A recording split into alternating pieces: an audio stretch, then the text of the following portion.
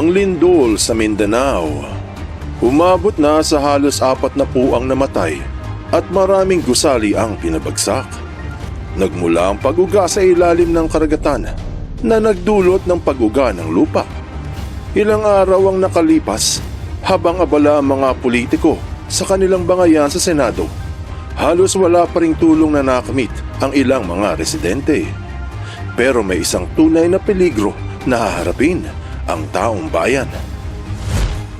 Siguradong magugulat ka sa malalaman mo na ang lindol sa Mindanao ay nagmula sa lugar na nagdulot ng pinakamalakas na lindol sa kasaysayan ng bansa noong taong 1976.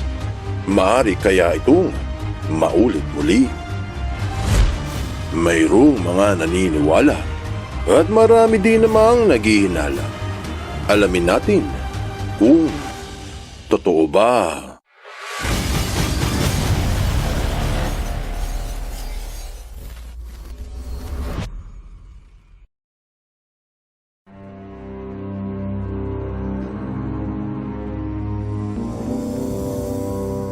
Habang nagbabangayan ang mga politiko dahil sa bilyong-bilyong piso na ninakaw mula sa mga flood control projects, sa impeachment trial na hindi matapos-tapos at sa testimonya ng 18 Marines na pinatutunayan ng kabila at pinabubulaanan naman ng iba.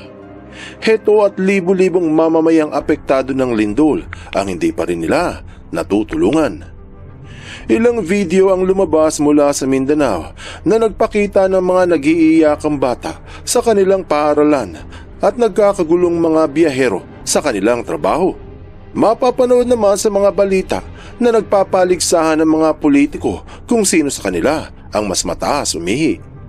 Mabigat na patunay ito kung ano ang mas mahalaga sa kanila, ang mga tao o ang sariling posisyon.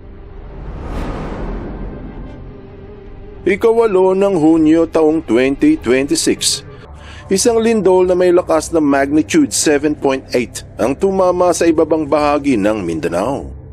Naitala ang sentro ng pagyanig o ang epicenter nito hindi sa pagguho ng mga bato sa ilalim ng lupa, subalit mula sa karagatan. Humigit kumulang 32 kilometro sa kaliwa ng Maasim sa Sarangani. Ayon sa mga eksperto, ang lindol ay dulot ng paggala ng Cotabato Trench, isang bahagi sa ilalim ng Celebes Sea. Naramdaman din ng lindol sa iba pang bahagi ng Pilipinas at maging sa ilang lugar sa Indonesia. Nagkaroon ng pinsala sa mga bahay, paaralan at iba pang gusali, habang ilang kalsada at pasilidad ang naapektuhan. Naglabas din ng tsunami warning ang mga otoridad kung sakali.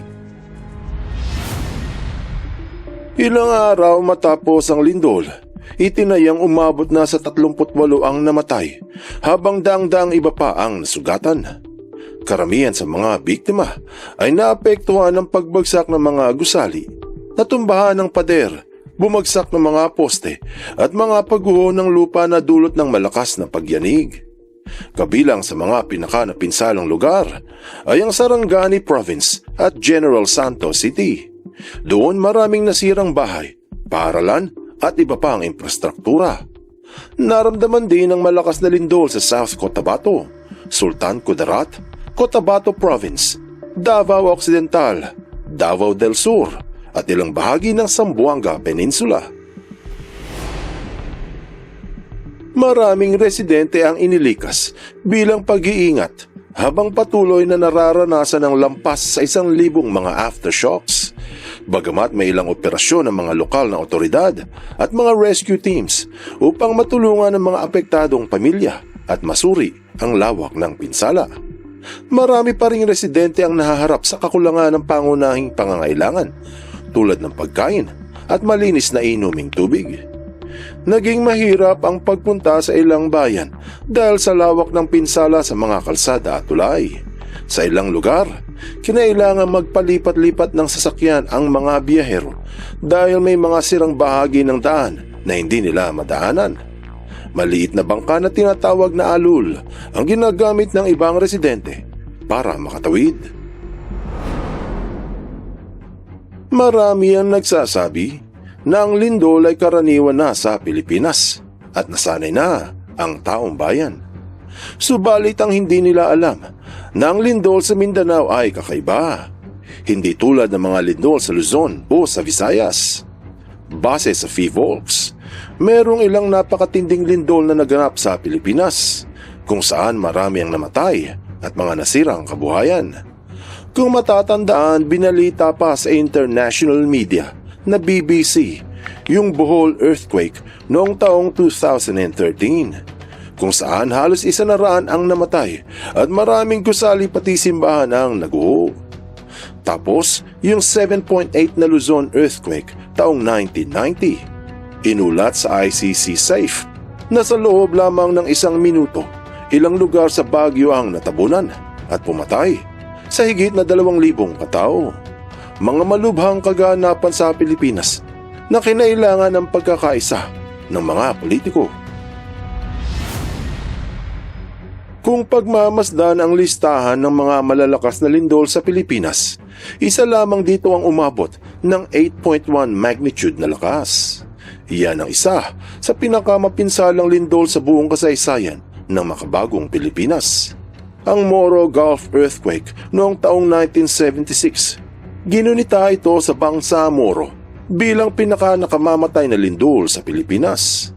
Tinawag itong Midnight Killer dahil sa alas 12 ito ng gabi umatake kung saan tulog ang taong bayan. Sa sobrang lakas, pati ang Visayas ay nauga. Matapos ay gumawa ito ng alon na may taas na 9 metro na pumatay sa hanggang 8,000 katao.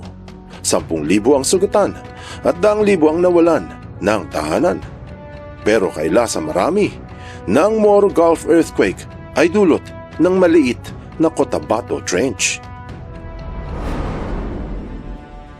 Kung gagawi ilang kilometro sa bandang kaliwang ilalim ng Mindanao, matatagpuan ang Cotabato Trench, isang malalim na bahagi ng karagatan sa Celebes Sea. Sa mga hindi pamilyar kung ano ang mga trenches at subduction points, pakinggan ang paliwanag nang sa gayoy madagdagan ang iyong kaalaman. Tinawag iyang trench dahil sa pahabang hukay, para bang sa mga giyera na humuhukay ng trench ang mga sundalo upang pagtaguan at pagdaanan. Ganyan din ang Philippine Trench, isa sa pinakamahabang trench sa bansa, na may sukat na higit sa 1,300 kilometro. Halos masakop ang buong kahabaang kanan mula Luzon hanggang Mindanao. Kumpara sa Cotabato Trench na may 700 kilometro, halos kalahati lang ng Philippine Trench. Pero ang hindi nila alam, ang Cotabato Trench ay ang pinakadelikado sa buong bansa.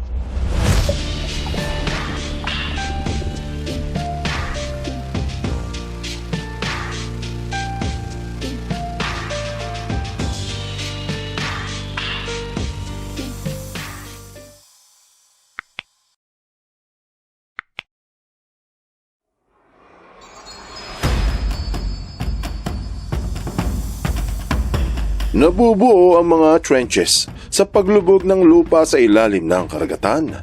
Lumulubog yan dahil sa pagbanggaan ng mga bulkon ng lupa o ng mga tectonic plates. Kung hindi ka pamilyar sa tinatawag na tectonic plates, heto ang paliwanag para sa iyo. Ang buong mundo ay gawa sa mga magkakatabing tectonic plates o hati-hating bulko ng lupa. Merong malalaki, katulad ng mga tipak ng lupa na nasa Russia. Meron namang maliliit na nasa Arabia. Ang mga tectonic plates ay nasa ibabaw ng magma o nagbabagang bato at putik, kaya mga ito ay gumagalaw. Habang magkakatabi ang mga plates at gumagalaw dahil sa magma, hindi na iiwasan na magumpugan sila. Pero dahan-dahan, kaya hindi natin nararamdaman. Kung saan sila nag-uumpugan, iyan yung tinatawag na subduction point. Tinawag na sub dahil nasa ilalim. Habang patuloy na nagigit-gitan ang mga magkatabing tectonic plates, yung mga tipak ng lupa sa karagatan ay pumapailalim sa bulkon ng lupa ng mga bansa. Kaya above sea level ang mga bansa ng daigdig. Ganyan ang nangyari sa Pilipinas. Ang Philippine Trench na nasa kanan ay umuumpog sa kanang lupa ng Pilipinas at dahan-dahang pumapailalim. Ganon din sa Celebes Sea Plate na matatagpuan sa kaliwa ng Mindanao. Umuumpog iyan sa mismong lupa ng Mindanao at dahan-dahan ding pumapailalim, kaya kahit na puno ng isla ang Pilipinas, iyan ay above sea level. Habang dumadaos-dos yung bulkon ng lupa, lumalalim yung bahaging iyan.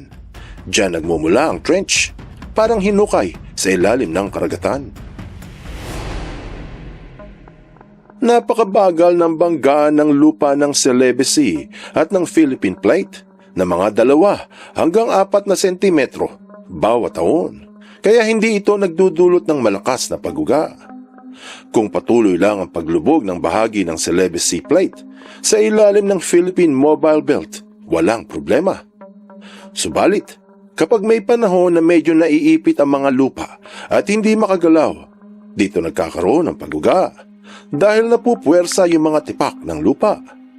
Habang patuloy na nagsisiksika ng mga tectonic plates, kung hindi makasingit sa ilalim, nauudlot ang pagdaos-dos. Tapos kapag nadulas muli, bigla itong kumakawala at dyan na umuuga ang lupa. May dahilan kung bakit sa Cotabato Trench nagmula ang pinakamalakas na lindol sa buong kasaysayan ng Pilipinas. Kung gusto mong malaman, dito makinig ka. Isa sa mga mahalagang dahilan ng pinsala ng lindol ay ang lalim ng pinagmulan nito. Kapag mababaw sa dagat ang epicenter, mas mabilis at mas direktang nakakarating sa pampang. Mas malakas ang pagyanig na nararamdaman ng mga tao at mas mataas ang posibilidad na magkaroon ng pinsala sa mga infrastruktura. Maaari ring magdulot ito ng pagguho ng lupa o pagbitak ng mga kalsada. At iyan ang naganap sa Mindanao noong Lunes. Medyo mababaw lamang ang pinagmula ng lindol sa Cotabato Subduction Point, kaya kitang-kita sa mga video ang pagyanig ng mga gusali. Pero kapag malalim sa karagatan ng pinagmulan, mas malayo ang nilalakbay ng seismic waves, kaya madalas ay mahina ang lindol. Pero may isang dahilan kung bakit malupit ang lindol na nanggagaling sa Cotabato Trench. Kung titignan ang diagram ng lupa sa Pilipinas, tila walang kakaiba. Makikita na magkakatabi ang mga tectonic plates na sumasalubong sa lupa ng bansa. Sa kanan, ang higanting Philippine Sea Plate na dumadaos-dos sa lupa ng Pilipinas na nagdudulot ng mahabang hukay ng Philippine Trench. Sa kaliwa naman, ang malaking bulkon ng lupa ng Eurasia Plate na bumubunggo sa lupa ng Luzon na nagdudulot ng mahabang hukay ng Manila Trench. Pero kung matalas ang iyong mga mata, mapapansin na ang lupa sa kaliwa ng Mindanao kung nasaan ang Cotabato Trench ay napakaliit. Maliit lang, ibig sabihin ay madali itong gumalaw. Lalo na at nabundol ito ng higanting Eurasia Tectonic Plate. Dahil sa mas maliit na bulkon ng lupa ang nasa kaliwa ng Mindanao, na halos nasa pagitan ng lupa ng Pilipinas at ng Eurasian Tectonic Plate, kapag ito ay nagitgit, madali itong gumalaw. Kumpara sa tectonic plate ng Philippine Trench o kahit ng Manila Trench, parehong malaki ang bulkon ng lupa na nagbabanggaan, kaya hindi pa tumataas ng magnitude 8 ang lakas ng lindol. Pero dahil sa maliit ang tipak ng lupa sa kaliwa ng Mindanao, kapag nagumpugan ang lupa ng Pilipinas at ng Eurasia Plate, asahan mo, uuga ito ng malakas. Kaya sa kasaysayan ng Pilipinas, ang Cotabato Trench pa lamang ang may kakayahang lumindol ng magnitude 8 pataas. Gayunpaman, hindi ibig sabihin na hindi magdudulot ng malalakas na lindol ang Philippine Trench o ang Manila Trench. Pero sana ay huwag naman. Anong aral ang mapupulot dito? Sa kasalukuyan ng lindol sa Mindanao ay pumatay ng halos 40 katao at tumumba ng napakaraming gusali. Nagmula ang pag-uga sa Cotabato Trench na nagdulot din ng pinakamalalang lindol sa kasaysayan ng Pilipinas. Ilang araw na ang nakalipas at halos walang tulong na nakamit ang maraming residente. Malaki ang kakulangan sa mainom na tubig, yung iba ay walang makain, wala pa rin kuryente at signal ng telepono. Habang abala ang mga politiko sa kanilang bangayan. Ang aral dito ay, huwag iboto yung mga walang pakialam sa tao. Buksan mo ang iyong isip at hayaang lumalim pa ng lubusan ng iyong pangunawa sa mga kasaysayang kapupulutan ng maraming aral. Tandaan, katotohanan ng susi sa tunay na kalayaan.